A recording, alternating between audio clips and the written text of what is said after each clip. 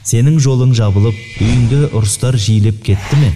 Мүмкін саған көз тиген шығар. Көптеген арты өлімге алып келетін асқынған аурулардың, сондай-ақ қаржылық қиындықтар мен отбасылық кикілжіңдердің себебі көз тиюден болуы ықтимал. Тіпті кейбір отбасы ажырасып, туыстық қарым-қатынастар үзілуі де мүмкін деген екен.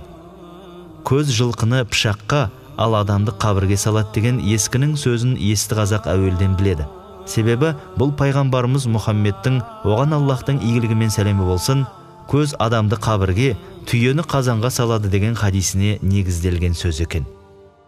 Ал ислам ғұламалары осы хадистің түсіндірмесінде, егер адамға көз тисе, мұның әсерінен адам өлім құшуы да мүмкін деген.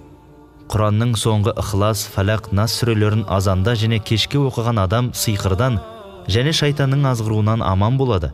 Сондай-ақ Аллах тағала ол адамды көз тиюден қорғайды.